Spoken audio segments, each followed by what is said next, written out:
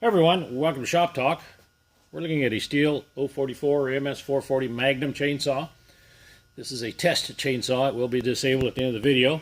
It is a West Coast build.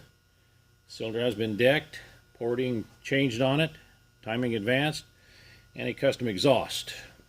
And there's what the buckshot muffler looks like on it.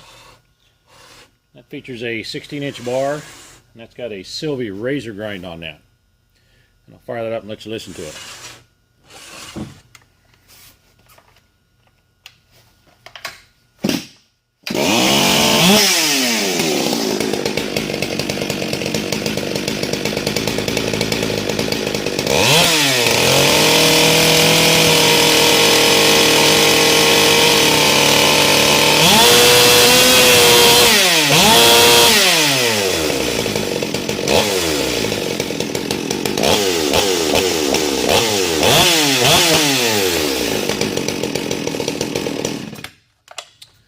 We'll go outside now and make a couple cuts with it.